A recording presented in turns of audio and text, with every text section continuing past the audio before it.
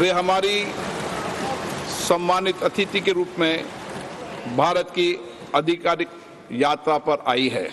यह हमारे लिए खुशी की बात है कि डॉक्टर एक्शन बजट सत्र को देखने के लिए यहाँ उपस्थित है। माननीय डॉक्टर तुल्या एक्शन शुक्रवार दिनांक 19 जुलाई 2024 को भारत पहुंची।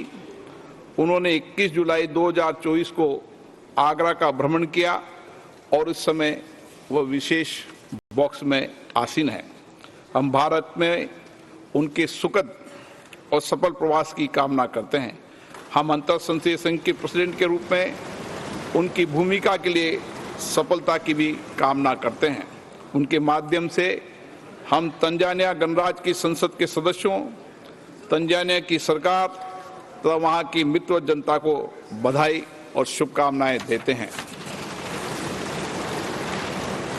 माननीय सदस्यगण, जैसा कि आपको समाचार भाग 2 के माध्यम से पहले ही सूचित किया जा चुका है कि माननीय वित्त मंत्री जी के बजट भाषण की प्रतियां हार्ड कॉपी के रूप में उपलब्ध कराई जाएगी।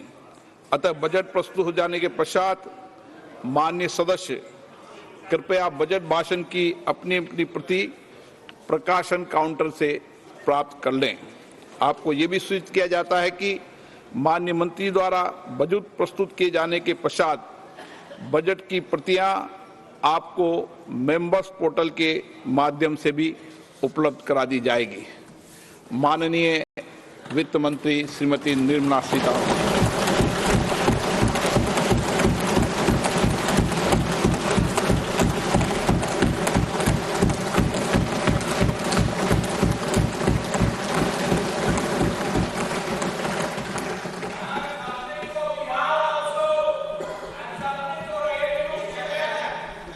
Honorable Speaker, I present the budget for 24-25.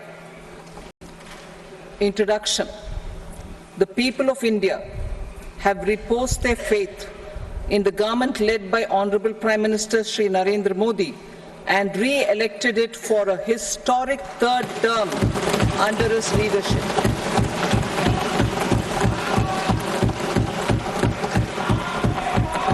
We are grateful for their support, faith, and trust in our policies. We are determined to ensure that all Indians, regardless of religion, caste, gender, and age, make substantial progress in realizing their life goals and aspirations. Global context. The global economy, while performing better than expected, is still in the grip of policy uncertainties. Elevated asset prices, political uncertainties, and shipping disruptions continue to pose significant downside risks for growth and upside risks to inflation. In this context, India's economic growth continues to be the shining exception and will remain so in the years ahead.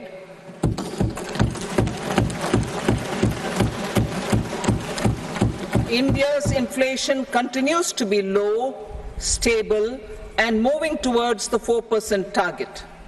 Core inflation, that is non-food and non-fuel, currently is 3.1%.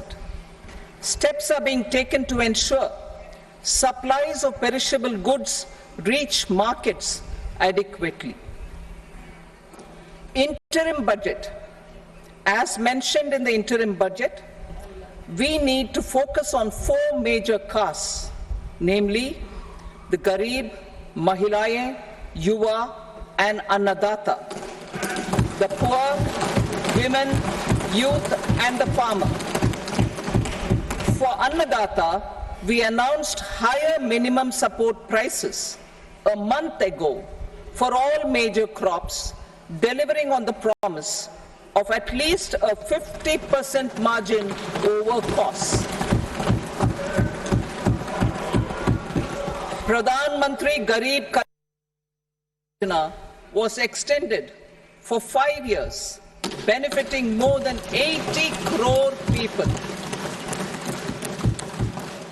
Administrative actions for approval and implementation of various schemes announced in the interim budget are well underway. The required allocation made. Budget theme. Turning attention to the full year and beyond in this budget, we particularly focus on employment, skilling, MSMEs, and the middle class. I am happy to announce the Prime Minister's package of 5 schemes and initiatives to facilitate employment, skilling, and other opportunities for 4.1 crore youth over a 5-year period, with a central outlay of 2 lakh crore rupees. I will speak about them shortly, while more details may be seen in the annexure. This year, I've made a provision of 1.48 lakh rupees, 1.48 lakh crore rupees for education, employment, and skilling. Budget priorities. The people have given a unique opportunity to our government to take the country on the path of strong development and an all-round prosperity. In the interim budget, we promise to present a detailed roadmap for our pursuit of Vikasit Bharat. In line with the strategy set out in the interim budget, this budget envisages sustained efforts on the following 9 priorities for generating ample opportunities for all. Number 1, productivity and resilience in agriculture. Number 2, employment and skilling. Number 3, inclusive human resource development and social justice. 4, manufacturing and services. 5, urban development. 6, energy security. 7, infrastructure. 8, innovation, research and development. And 9, next generation reforms. Subsequent budgets will build on these and add more priorities and actions. A more detailed formulation will be carried out as part of the economic policy framework, about which I will speak later in this speech. This budget details some of the specific actions to be initiated in the current year towards fulfillment of these priorities, with potential for transformative changes.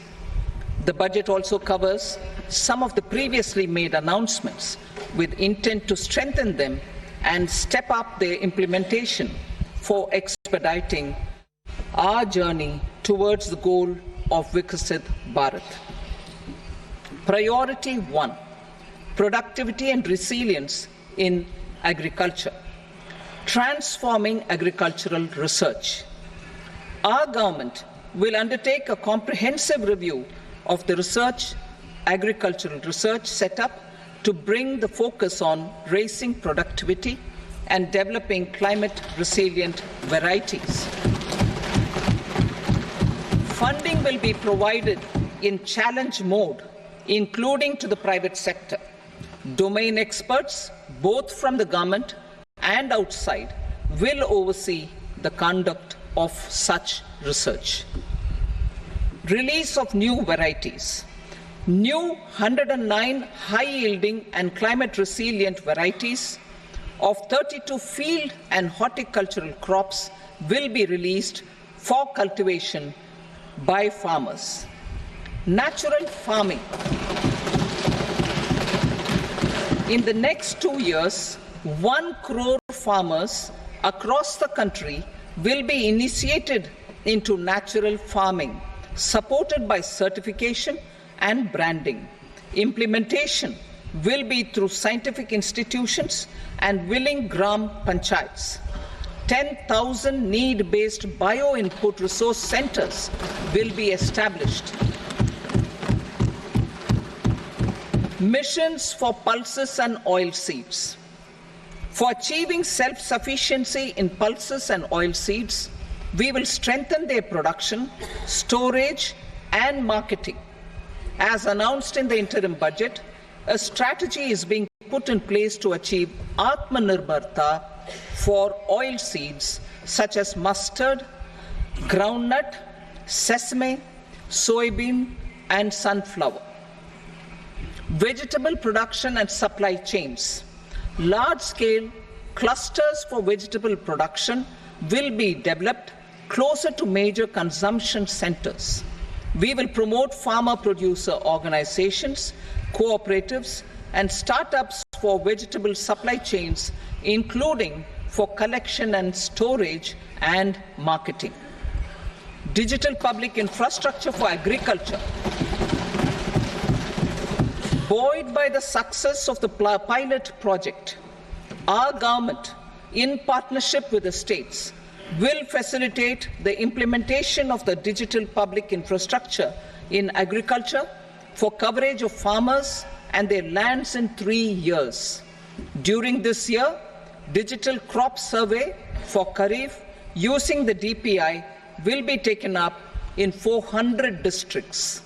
The details of 6 crore farmers and their lands will be brought into the farmer and land registries. Further, the issuance of Jan Samarth based Kisan credit cards will be enabled in 5 states. Shrimp production and export. Financial support for setting up a network of nucleus breeding centers for shrimp brood stocks will be provided. Financing for shrimp farming, processing, and export will be facilitated through Navbharat. National cooperation policy.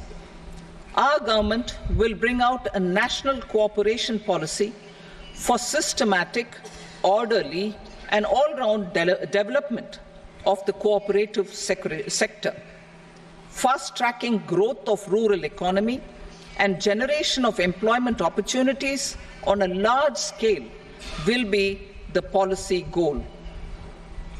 This year, I have made a provision of 1.52 lakh crore rupees for agriculture and allied sectors.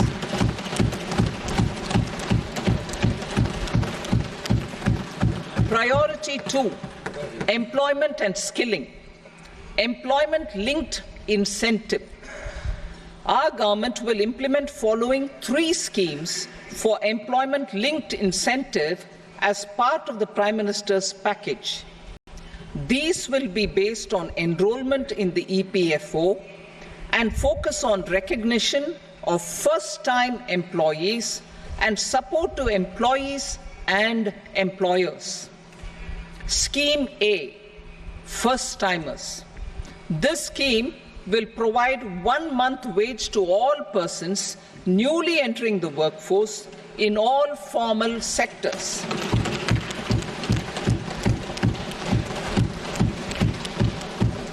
Direct benefit transfer of 1 month's salary in 3 installments to first-time employees as registered in the EPFO will be up to 15,000 rupees. The eligibility limit will be a salary of 1 lakh per month. The scheme is expected to benefit 210 lakh youths.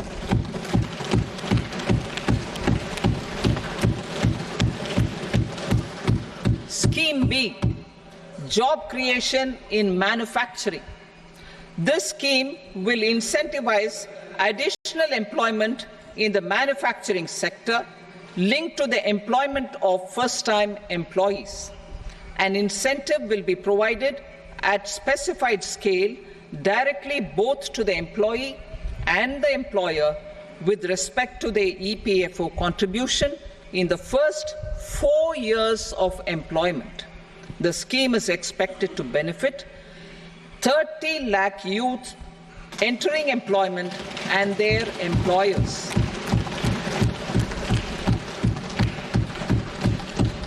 Scheme C, support to employers.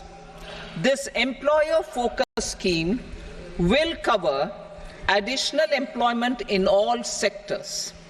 All additional employment within a salary of 1 lakh rupee per month will be counted. The government will reimburse to employers up to 3,000 rupees per month for 2 years towards the EPFO contribution for each additional employee. The scheme is expected to incentivize additional employment of 50 lakh persons.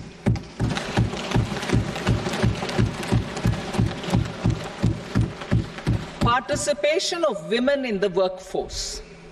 We will facilitate higher participation of women in the workforce through setting up of working women hostels in collaboration with industry and establishing creches. In addition, the partnership will seek to organize women-specific skilling programs and promotion of market access for women SHG enterprises. Skilling program. I'm happy to announce a new centrally sponsored scheme as the fourth scheme under the Prime Minister's package for skilling in collaboration with state governments and industry. 20 lakh youth will be skilled over a 5-year period.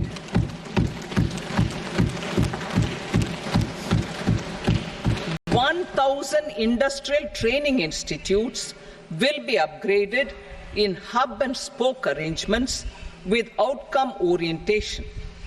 Course content and design will be aligned to the skill needs of industry, and new courses will be introduced for emerging needs." Skilling loans. The model skill loan scheme will be revised to facilitate loans up to 7.5 lakh rupees with a guarantee from a government-promoted fund. This measure is expected to help 25,000 students every year.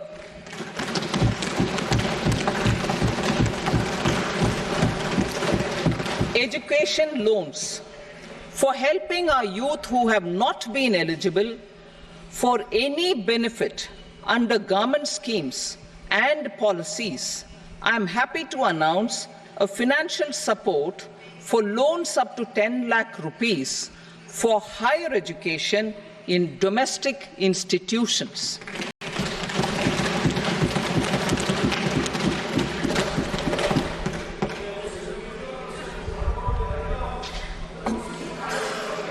E-vouchers for this purpose. E-vouchers for this purpose will be given directly to 1 lakh students every year for annual interest subvention of 3% of the loan amount. Priority 3, inclusive human resource development and social justice. Saturation approach. Our government is committed to all-round, all-pervasive and all-inclusive development of people, particularly farmers, youth, women, and the poor. For achieving social justice comprehensively, the saturation approach of covering all eligible people through various programs, including those for education and health, will be adopted to empower them by improving their capabilities. Implementation of schemes meant for supporting economic activities by craftsmen, artisans, self-help groups, scheduled caste, scheduled tribe, and women entrepreneurs and street vendors such as the PM Vishwakarma, PM Swanidhi, National Livelihood Missions, and Stand Up India will be stepped up. Purvodaya. The states in the eastern part of the country are rich in endowments and have strong cultural traditions. We will formulate a plan, Purvodaya, for the all-round development of the eastern region of the country, covering Bihar, Jharkhand, West Bengal, Odisha and Andhra Pradesh. This will cover human resource development, infrastructure, and generation of economic opportunities to make the region an engine to attain Vikasit Bharat. On the Amritsar-Kolkata Industrial Corridor, we will support development of an industrial node at Gaya. This corridor will catalyze industrial development of the eastern region. The industrial node at Gaya will also be a good model for developing our ancient centers of cultural importance into future centers of modern economy. This model shall showcase Vikas B, Virasat B in our growth trajectory. We will also support development of road connectivity projects, namely 1. Patna-Purnia Expressway, 2. Buxar-Bhagalpur Expressway, 3. Bodh Gaya, Rajgir, Vaishali and Darbhanga spurs, and 4. Additional 2-lane bridge over River Ganga at Buxar at a total cost of 26,000 crore rupees.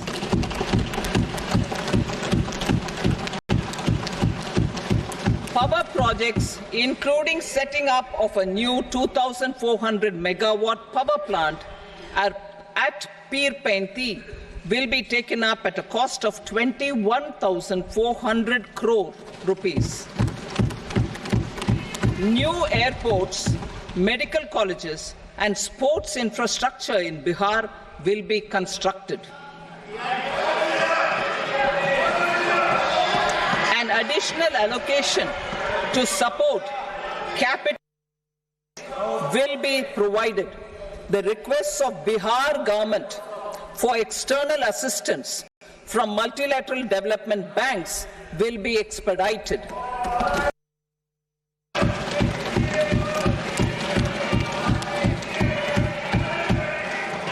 Andhra Pradesh Reorganization Act. Our government has made concerted efforts to fulfill the commitments in Andhra Pradesh Reorganization Act. Recognizing the state's need for the capital, recognizing the state's need for a capital, we will facilitate special financial support through multilateral development agencies. In the current financial year, 15,000 crore rupees will be arranged with additional amounts in future years.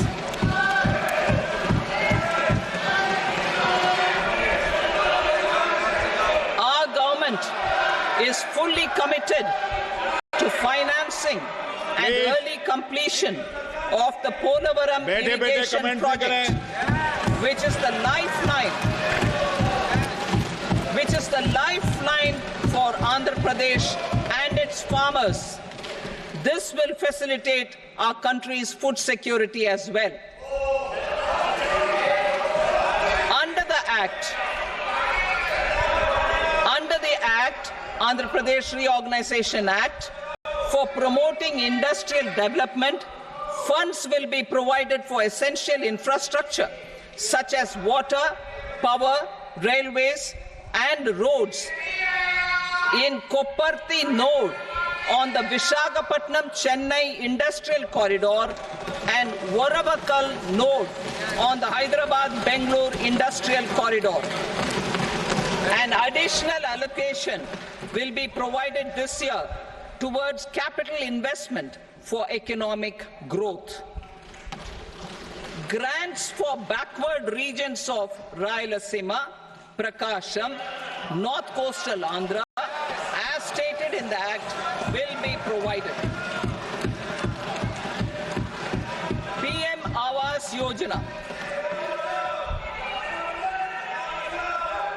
3 crore additional houses under the PM Awas Yojana in rural and urban areas in the country have been announced, for which the necessary allocations are being made. Women-led development. For promoting women-led development, the budget carries an allocation of more than 3 lakh crore for schemes benefiting women and girls. This signals our government's commitment for enhancing women's role in economic development. Pradhan Mantri Janjatiya Unnat Gram Abhiyan. For improving the socio-economic condition of tribal communities, we will launch the Pradhan Mantri Janjatiya Unnat Gram Abhiyan by adopting saturation coverage for tribal families in tribal majority villages and aspirational districts.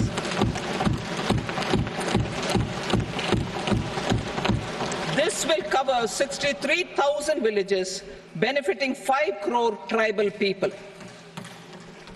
Bank branches in northeastern region. More than 100 branches of India Post Payment Bank will be set up in the northeast region to expand the banking services. This year, I have made a provision of 2.66 lakh crore rupees for rural development, including rural infrastructure. Priority 4, manufacturing and services, support for promotion of MSMEs. This budget provides special attention to MSMEs and manufacturing, particularly labor-intensive manufacturing. We have formulated a package covering financing, regulatory changes, and technology support for MSMEs to help them grow and also compete globally, as mentioned in the interim budget. I am happy to announce the following specific measures. Credit guarantee scheme for MSMEs in the manufacturing sector. For facilitating term loans to MSMEs for purchase of machinery and equipment without collateral or third-party guarantee, a credit guarantee scheme will be introduced. The scheme will operate on pooling of credit risks of such MSMEs. A separately constituted self-financing guarantee fund will provide to each applicant guarantee cover up to 100 crore rupees, while the loan amount may be larger. The borrower will have to provide an upfront guarantee fee and an annual guarantee fee on the reducing loan balance. New assessment model for MSME credit.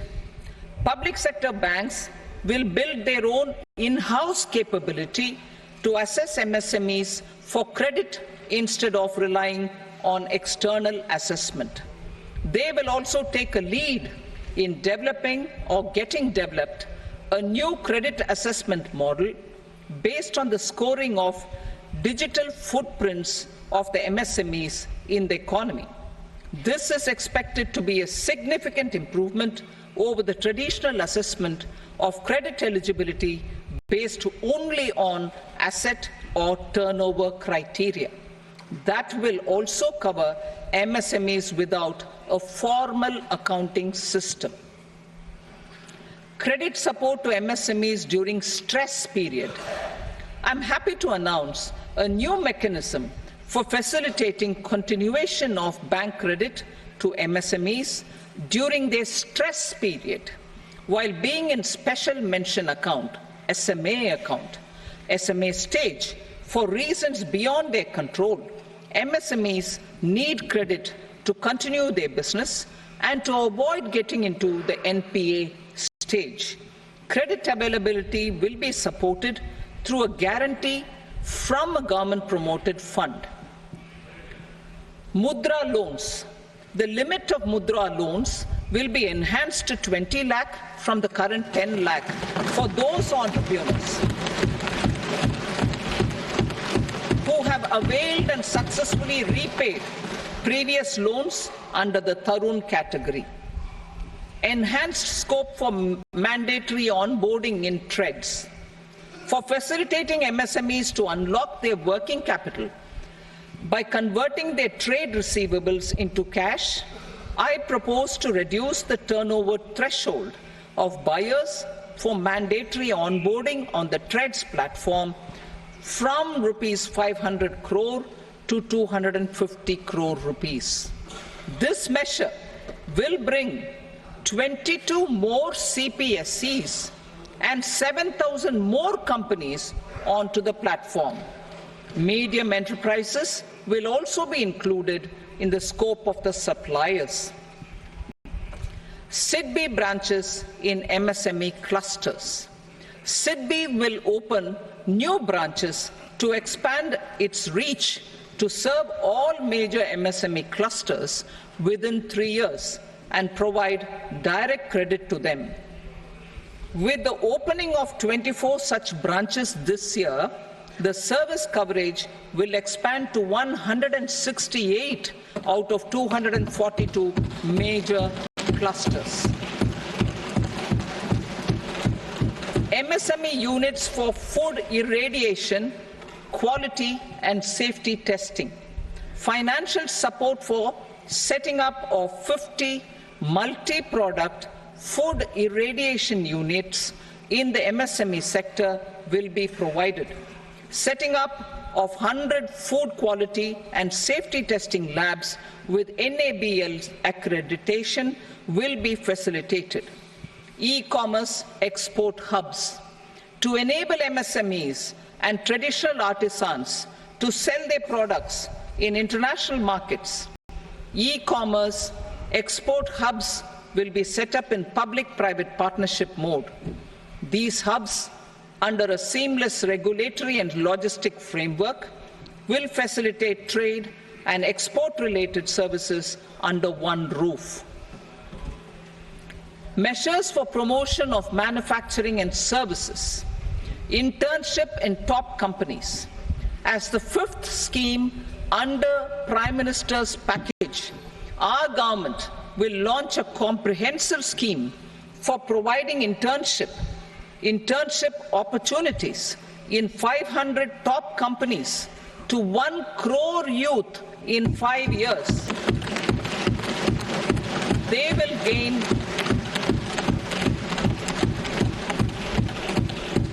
will gain exposure for 12 months to real-life business environment, varied professions, and employment opportunities. An internship allowance of 5,000 per month, 5,000 rupees per month, along with a one-time assistance of 6,000 rupees will be provided. Companies will be expected to bear the training cost and 10% of their internship cost from their CSR funds. Industrial parks. Our government will facilitate development of investment-ready, plug-and-play industrial parks with complete infrastructure in or near 100 cities in partnership with the states and private sector by better using town planning schemes. 12 industrial parks under the National Industrial Corridor Development Program also will be sanctioned.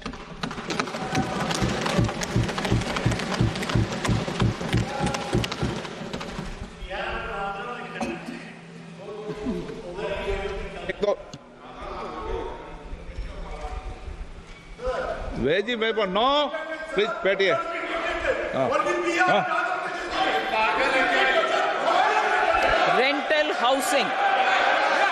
Rental housing with dormitory type accommodation for industrial workers will be, just 1 minute.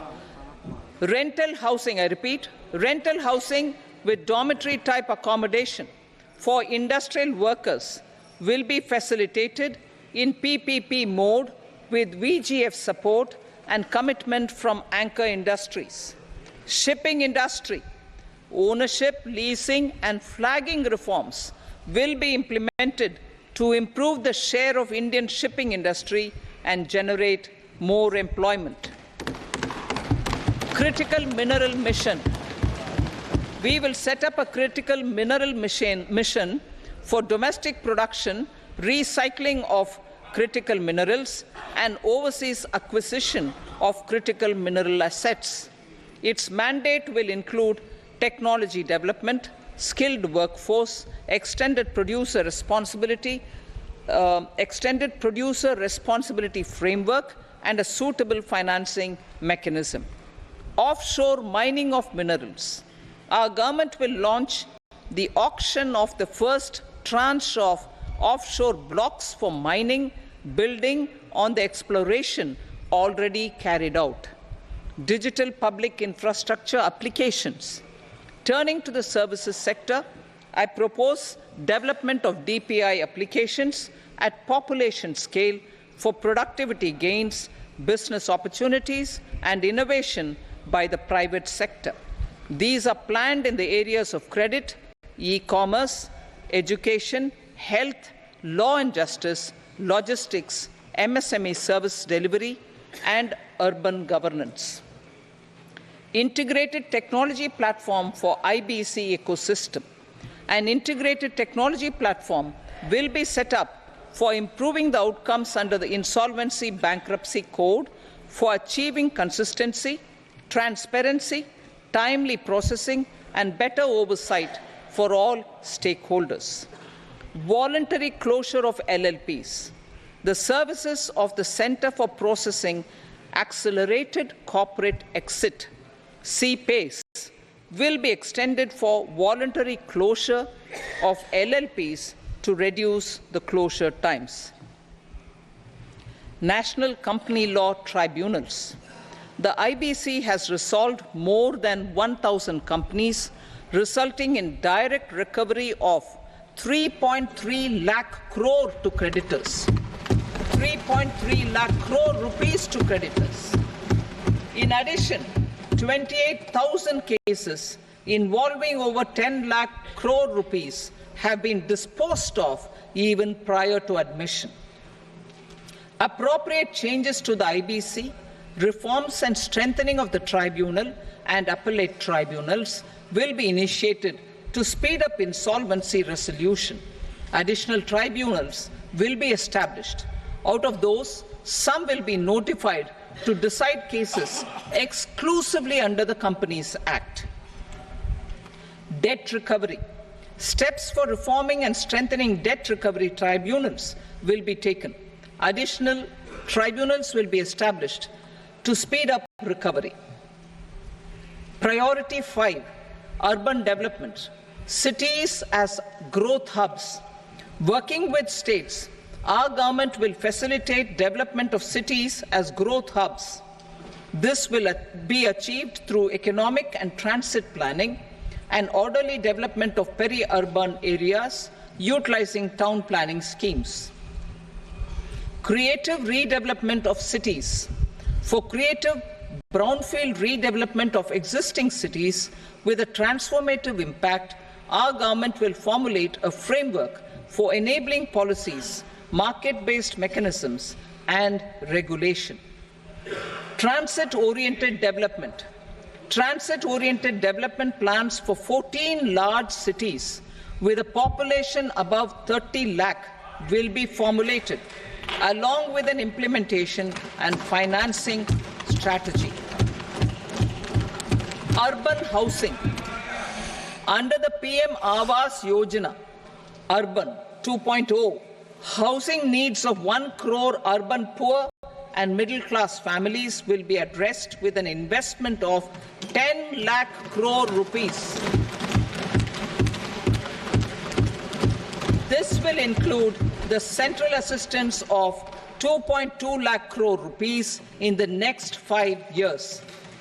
A provision of interest subsidy to facilitate loans at affordable rates is also envisaged. In addition, enabling policies and regulations for efficient and transparent rental housing markets with enhanced availability will also be put in place. Water supply and sanitation. In partnership with state governments and multilateral development banks. We will promote water supply, sewage treatments, and solid waste management projects and services for 100 large cities through bankable projects. These projects will also envisage use of treated water for irrigation and filling up of tanks in nearby areas. Street markets. Building on the success of PM Swanidhi scheme in transforming the lives of street vendors, our government envisions a scheme to support each year over the next 5 years the development of 100 weekly huts or street food hubs in select cities. Stamp duty. We will encourage states which continue to charge high stamp duty to moderate the rates for all and also consider further lowering duties for properties purchased by women. This reform will be made an essential component of urban development schemes. Priority 6, energy security, energy transition. In the interim budget, I had announced our strategy to sustain high and more resource-efficient economic growth, along with the energy security in terms of availability, accessibility, and affordability. We will bring out a policy document on appropriate energy transition pathways that balances the imperatives of employment, growth, and environmental sustainability. PM Surya Ghar Muft Bijli Yojana. PM Surya Ghar Muft Bijli Yojana. In line with the announcement in the interim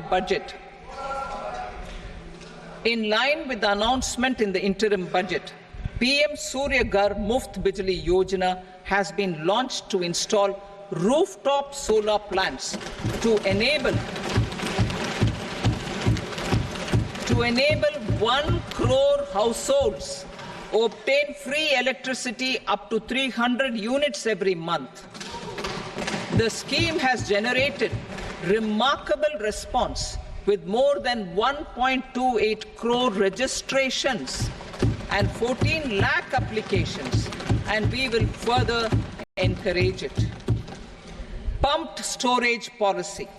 A policy for promoting pumped storage projects will be brought out for electricity storage and facilitating smooth integration of the growing share of renewable energy with its variable and intermittent nature in the overall energy mix. Research and development of small and modular nuclear reactors. Nuclear energy is expected to form a very significant part of the energy mix for Vikasit Bharat. Towards that pursuit, our government will partner with the private sector for 1. Setting up Bharat Small Reactors, 2. Research and development of Bharat Small Modular Reactor, and 3. Research and development of newer technologies for nuclear energy. The R&D funding announced in the interim budget will be made available for this sector also. Advanced ultra supercritical thermal power plants. The development of indigenous technology for advanced ultra supercritical thermal power plants with much higher efficiency has been completed.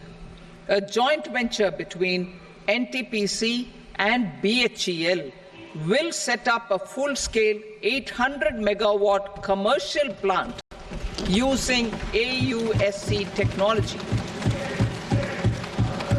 The government will provide the required fiscal support.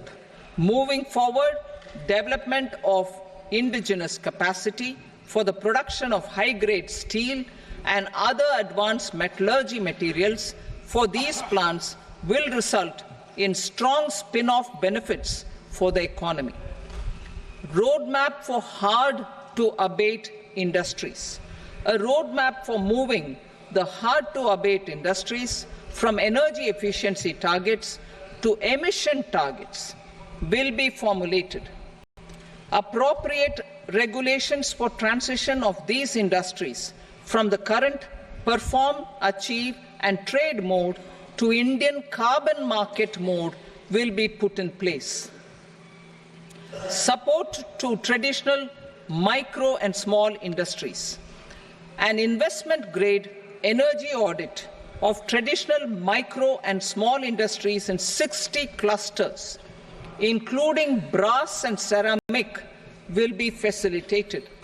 Financial support will be provided for shifting them to cleaner forms of energy and implementation of energy efficiency measures.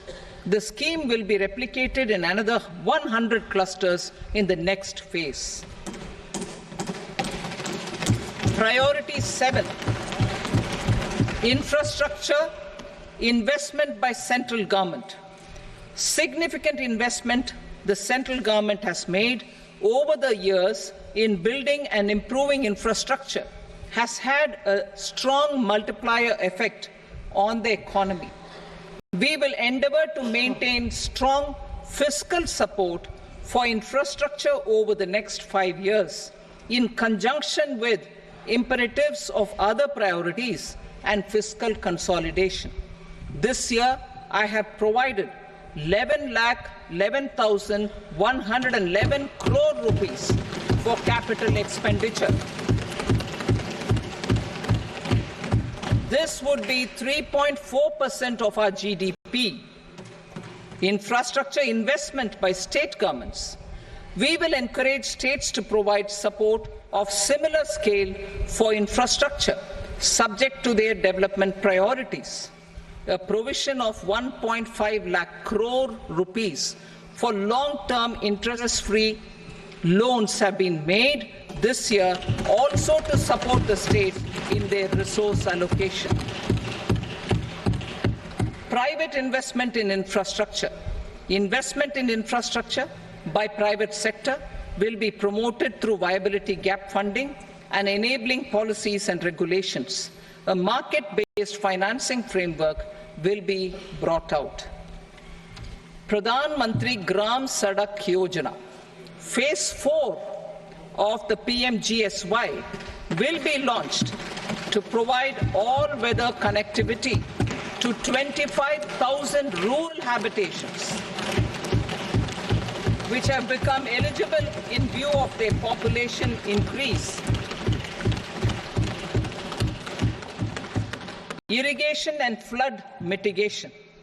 Bihar has frequently suffered from floods, many of them originating outside the country. Plans to build flood control structures in Nepal are yet to progress. Our government, through the Accelerated Irrigation Benefit Program and other sources, will provide financial support for projects with estimated cost of 11,500 crore rupees, such as the Kosi-Michi intra-state link and 20 other ongoing and new schemes, including barrages, river pollution abatement and irrigation projects. In addition, survey and investigation of Kosi-related flood mitigation and irrigation projects will be undertaken. Assam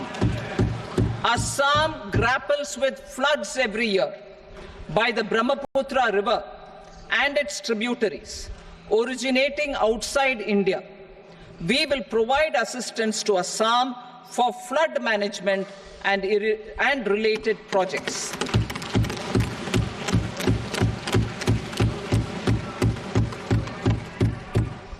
Himachal Pradesh suffered extensive losses due to floods last year.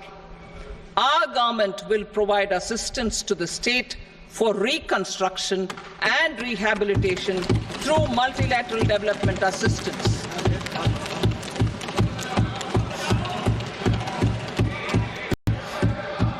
भेदभाव के। Uttarakhand too suffered losses due to cloudbursts and massive landslides. We will provide assistance to the state.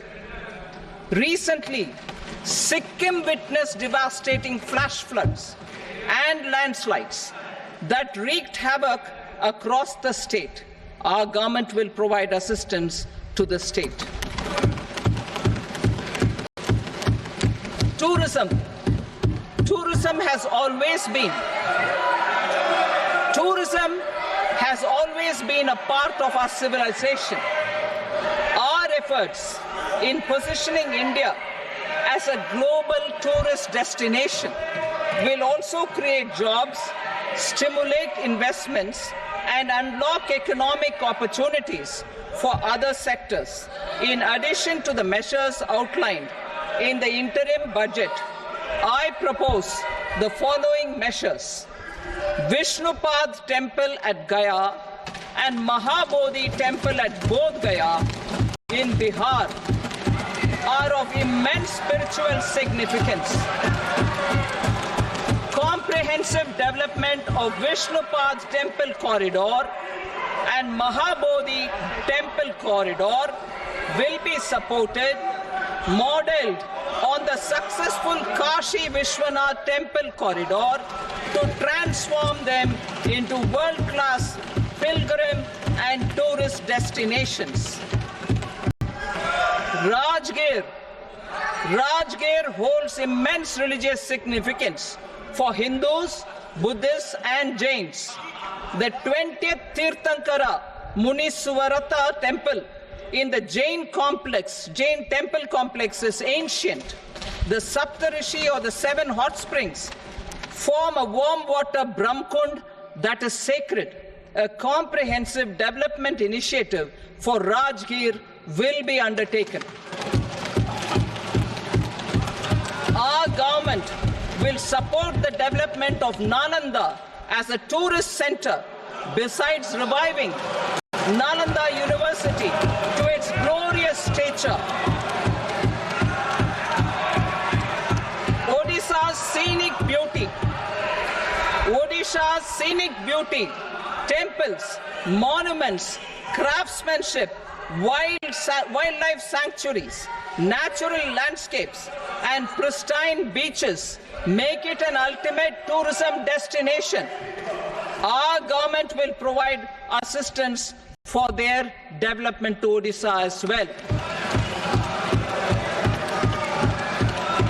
Priority 8, innovation, research and development.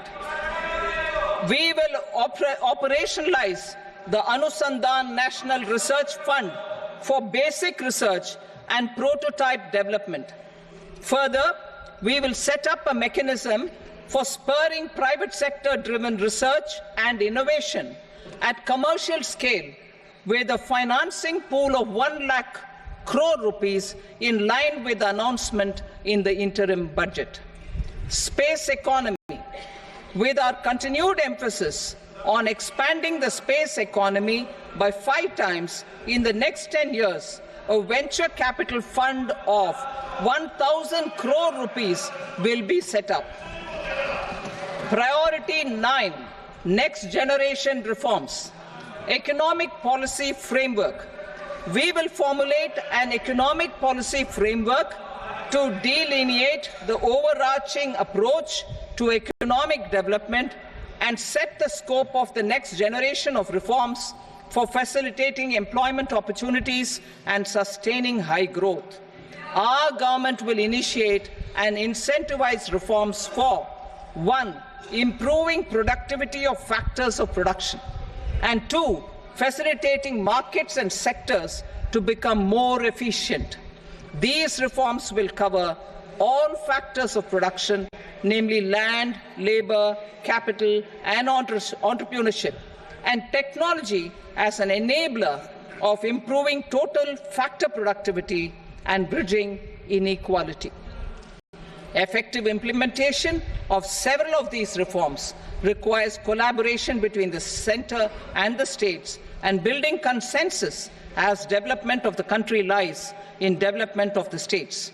For promoting competitive federalism and incentivizing states for faster implementation of reforms, I propose to earmark a significant part of the 50-year interest-free loan. Working with the states, we will initiate the following reforms.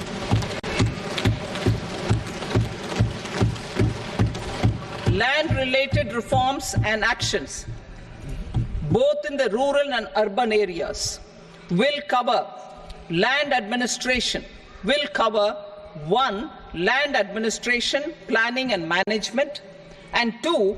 Urban planning usage and building bylaws. These will be incentivized for completion within the next 3 years through appropriate fiscal support. Rural land-related actions. Rural land-related actions will include 1. Assignment of unique land parcel identification number, UL PIN, or Bhu Aadhaar for all lands. 2. Digitization of cadastral maps. 3. Survey of subdivisions, survey of map subdivisions as per current ownership. 4. Establishment of land registry. And 5. Linking to the farmers registry. These actions will also facilitate credit flow and other agricultural services. Urban land-related actions. Land records in urban areas will be digitized with GIS mapping. An IT-based system for property record administration, updating, and tax administration will be established. These will also facilitate improving the financial position of urban local bodies. Labor-related reforms. Services to labor. Our government will facilitate the provision of a wide array of services to labor, including those for employment and skilling. A comprehensive integration of e-Shram portal with other portals will facilitate such one-stop solution. Open architecture databases for the rapidly changing labor market, skill requirements, and available job roles, and a mechanism to connect job aspirants with potential employers and skill providers will be covered in these services. Shram Suvidha and Samadhan portal. Shram Suvidha and Samadhan portal will be revamped to enhance ease of compliance for industry and trade. Capital and entrepreneurship related reforms, financial sector vision and strategy. For meeting financing needs of the economy, our government will bring out a financial sector vision and strategy document to prepare the sector in terms of size, capacity, and skills. This will set the agenda for the next 5 years and guide the work of the government, regulators, financial institutions, and market participants. Taxonomy for climate finance. We will develop taxonomy for climate finance for enhancing the availability of capital for climate adaptation and mitigation. This will support achievement of the country's climate commitments and green transition. Variable capital company structure. We will seek the required legislative approval for providing an efficient and flexible mode for financing leasing of aircrafts and ships and pooled funds of private equity through a variable company structure. Foreign direct investments and overseas investment. The rules and regulations for foreign direct investment and overseas investments will be simplified to 1. Facilitate foreign direct investments, 2. Nudge prioritization, and 3. Promote opportunities for using Indian rupee as a currency for overseas investment. NPS Vatsalya. NPS Vatsalya, a plan for contribution by parents and guardians for minors, will be started. On attaining the age of majority, the plan can be converted seamlessly into a normal NPS account.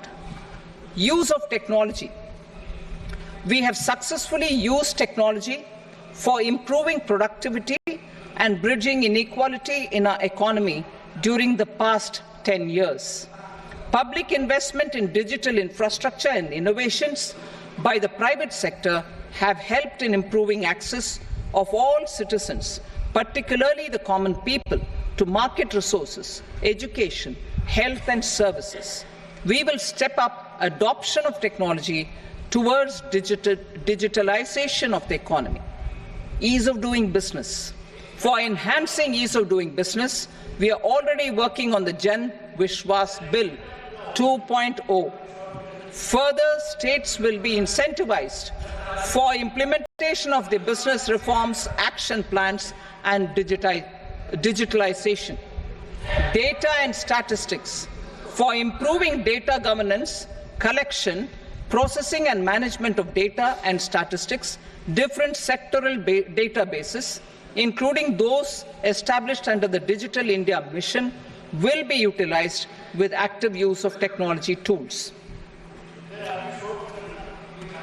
New pension scheme. The committee to review the NPS has made considerable progress in its work. I am happy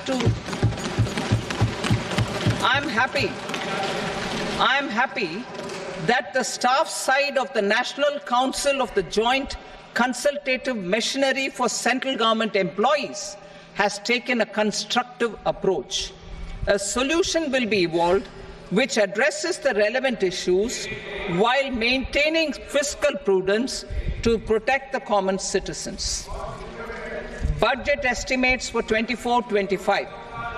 For the year 24-25, total receipts other than borrowings and the total expenditure are estimated at 32.07 lakh crore rupees and 48.21 lakh crore rupees respectively.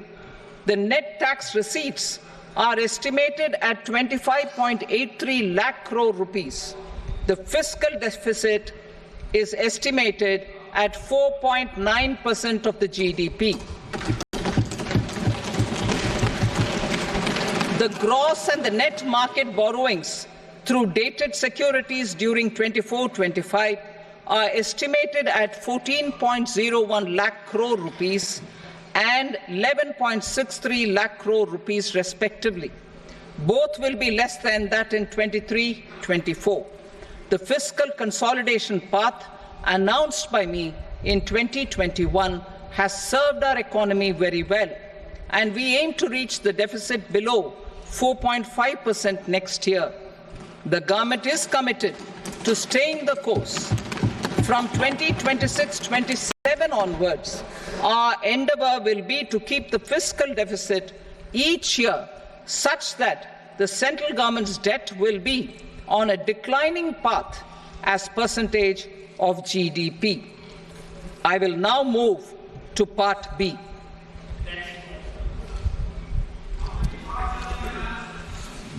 Indirect taxes. Sir, I start with GST.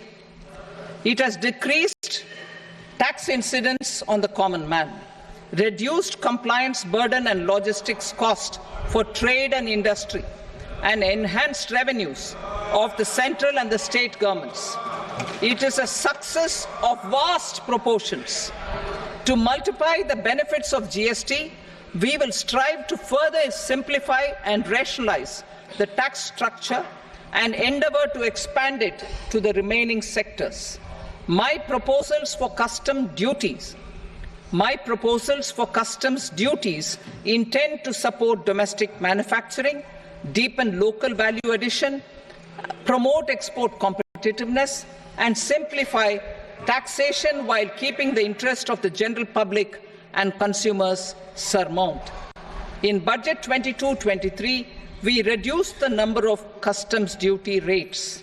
I propose to undertake a comprehensive review of the rate structure over the next 6 months to rationalize and simplify it for ease of trade, removal of duty inversion, and reduction of disputes. I shall now take up sector-specific customs duty proposals. Medicine and medical equipments.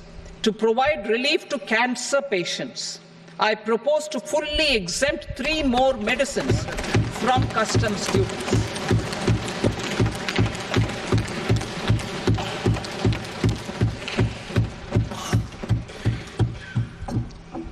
I also propose changes in the BCD on X-ray tubes and flat panel detectors for use in medical X-ray machines under the phased manufacturing program so as to synchronize them with the domestic capacity addition. Mobile phone and related parts. With a 3-fold increase in domestic production and almost a 100-fold jump in exports of mobile phones over the last 6 years, the Indian mobile industry has matured. In the interest of consumers, I now propose to reduce the BCD on mobile phone, mobile PCBA, and mobile charger to 15%. Critical minerals. Minerals such as lithium, copper, cobalt, and rare earth elements are critical for sectors like nuclear energy, renewable energy, space, defense, telecommunications, and high-tech electronics. I propose to fully exempt customs duties on 25 critical minerals and reduce BCD on 2 of them. This will provide a major fillip to the processing and refining of such minerals and help secure their availability for these strategic and important sectors. Solar energy. Energy transition is critical in the fight against climate change. To support energy transition, I propose to expand the list of exempted capital goods for use in the manufacture of solar cells and panels in the country. Further, in view of sufficient domestic manufacturing capacity of solar gas, glass, and tinned copper interconnect, I propose not to extend the exemption of custom duties provided to them. Marine products. India's seafood exports in the last financial year touched an all-time high of more than 60,000 crores of rupees. Frozen shrimp accounted for about 2/3 of these exports. To enhance their competitiveness, I propose to reduce BCD on certain broodstock, polychaete worms, shrimp, and fish feed to 5%. I also propose to exempt customs duty on various inputs for manufacture of shrimp and fish feed. Leather and textile. Similarly, to enhance the competitiveness of exports in the leather and textile sectors, I propose to reduce BCD on real down-filling material from duck or goose. I am also making additions to the list of exempted goods for manufacture of leather and textile garments, footwear, and other leather articles for export. To rectify inversion in duty, I propose to reduce BCD subject to conditions on methylene diphenyl diisocyanate, MDI, for manufacture of spandex yarn from 7.5 to 5%. Furthermore, the export duty structure on raw hides, skin, and leather is proposed to be simplified and rationalized. Precious metals. To enhance domestic value addition in gold and precious metal jewelry in the country, I propose to reduce customs duties on gold and silver to 6% and that of platinum to 6.4%. Other metals. Steel and copper are important raw materials. To reduce their cost of production, I propose to remove the BCD on ferronickel and blister copper. I am also continuing with nil BCD on ferrous scrap and nickel cathode and concessional BCD of 2.5% on copper scrap. electronics. To increase value addition in the domestic electronics industry, I propose to remove the BCD subject to conditions on oxygen-free copper for manufacture of resistors. I also propose to exempt certain parts for manufacture of connectors. Chemicals and petrochemicals. To support existing and new capacities in the pipeline, I propose to increase the BCD on ammonium nitrate from 7.5% to 10%. Plastics. PVC flex banners are non-biodegradable and hazardous for environment and health. To curb their imports, I propose to raise the BCD on them from 10 to 25%. Telecommunication equipment. To incentivize domestic manufacturing, I propose to increase the BCD from 10 to 15% on PCBA of specified telecom equipment. Trade facilitation. To promote domestic aviation and boat and ship MRO, I propose to extend the period for export of goods imported for repairs from 6 months to 1 year. I'll read that again. To promote domestic aviation and boat and ship maintenance, repair and operations, I propose to extend the period for export of goods imported for repairs from 6 months to 1 year. In the same vein, I propose to extend the time limit for re-import of goods for repairs under warranty from 3 to 5 years. I now move to direct taxes. We will continue our efforts to simplify taxes, improve taxpayer services, provide tax certainty, and reduce litigation while enhancing revenues for funding the development and welfare schemes of the government. It has been our endeavour to simplify taxation. We have taken a number of measures in the last few years, including introduction of simplified tax regimes without exemptions and deductions for corporate tax and for personal income tax. This has been appreciated by taxpayers. 58% of corporate tax came from the simplified tax regime in the financial year 22-23.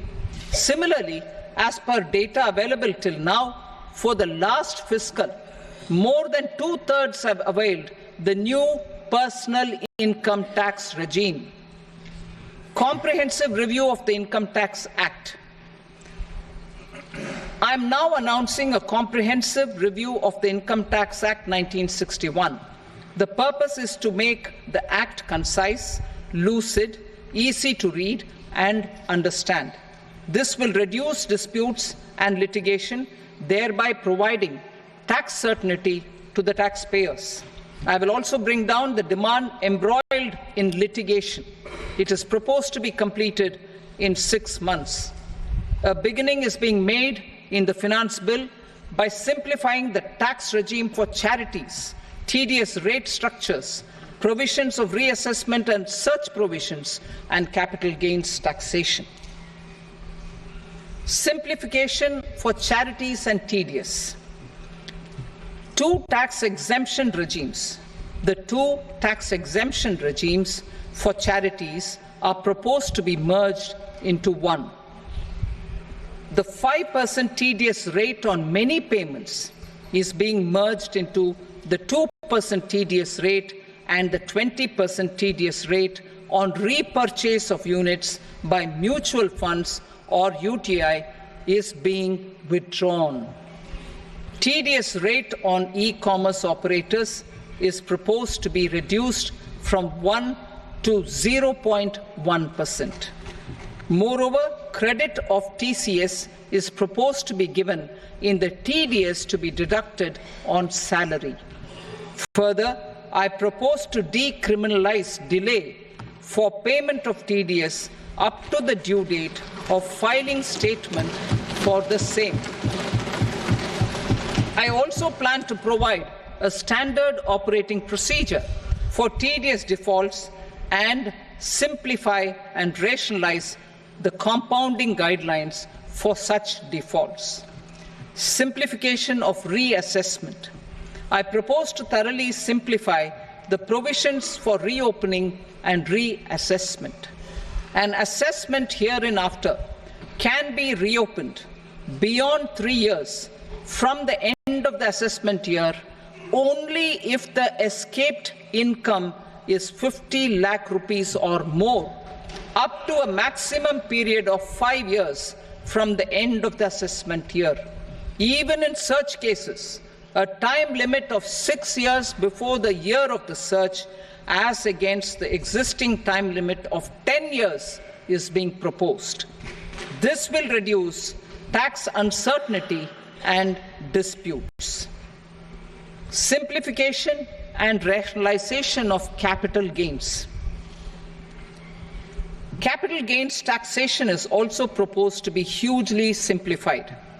Short-term gains on certain financial assets shall henceforth attract a tax rate of 20%, while that on all other financial assets and all non-financial assets shall continue to attract the applicable tax rate.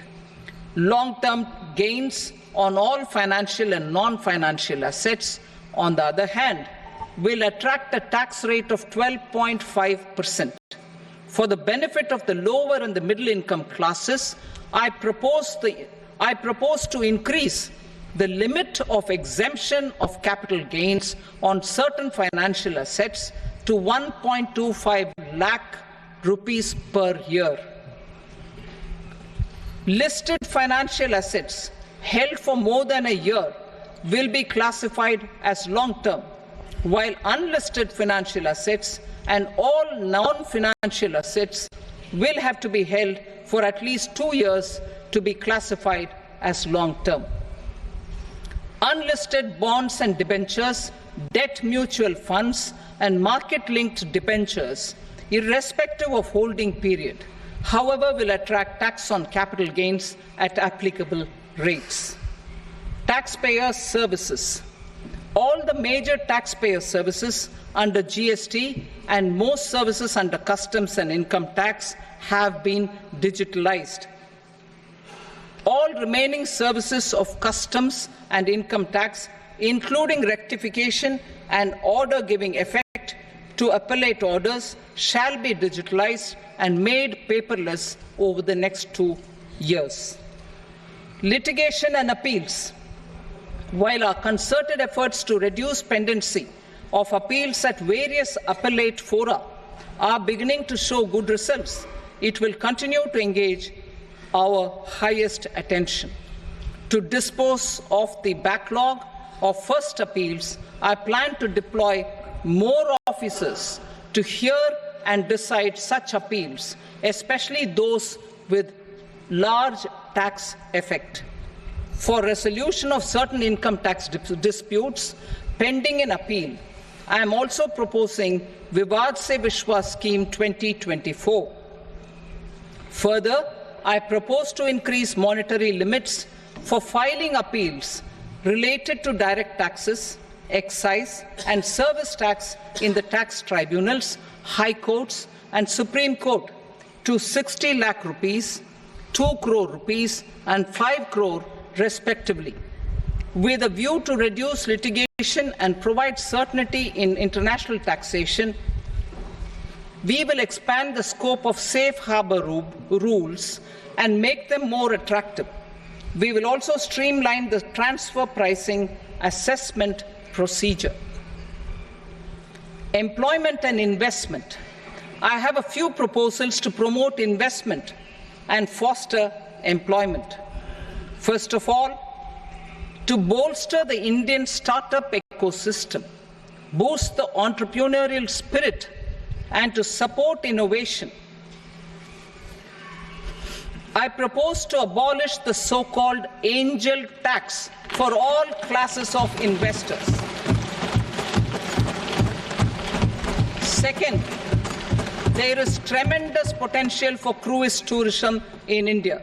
To give a fillip to this employment-generating industry, I am proposing a simpler tax regime for foreign shipping companies operating domestic cruises in the country. Third, India is a world leader in the diamond cutting and polishing industry, which employs a large number of skilled workers. To further promote the development of this sector, we would provide for safe harbor rates for foreign mining companies selling raw diamonds in the country.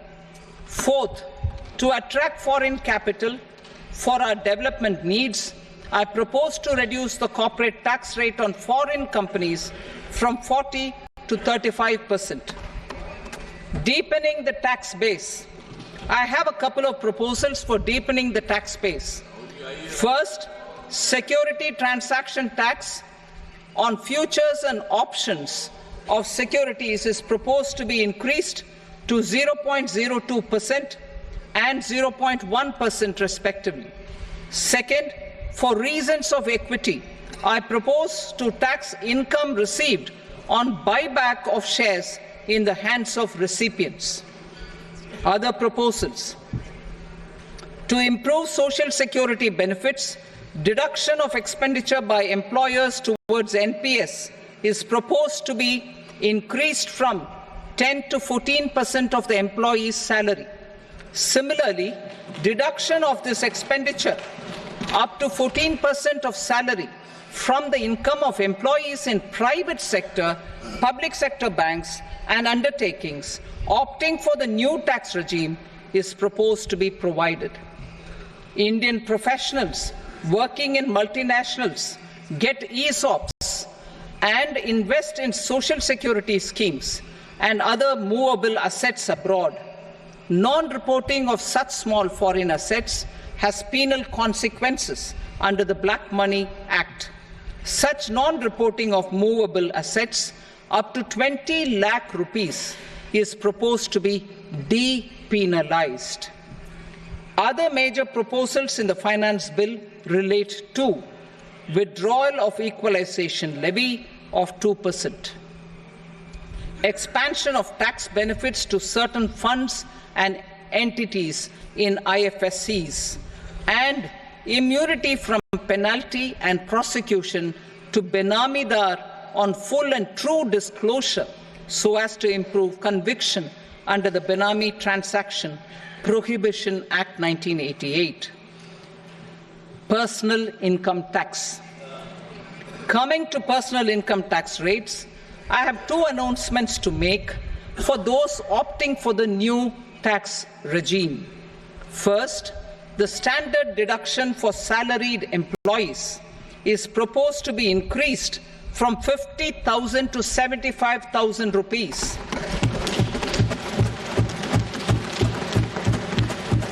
Similarly, deduction on family pension for pensioners is proposed to be enhanced from 15,000 to 25,000 rupees. This will provide relief to about 4 crore salaried individuals and pensioners.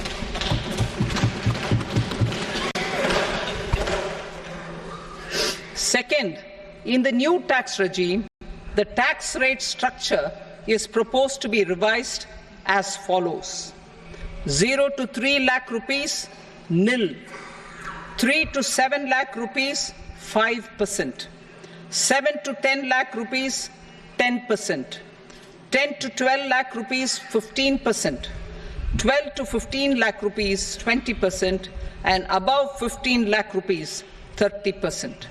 As a result of these changes, a salaried employee in the new tax regime stands to save up to 17,500 rupees in income tax.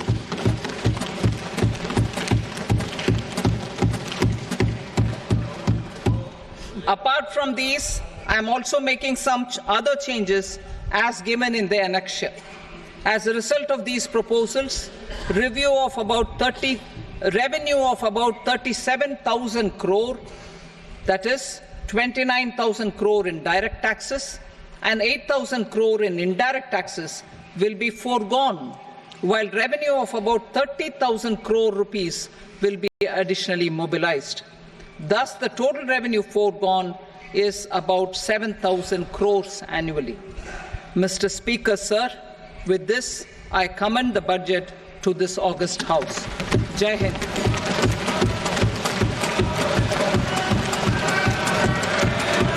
Item number 2.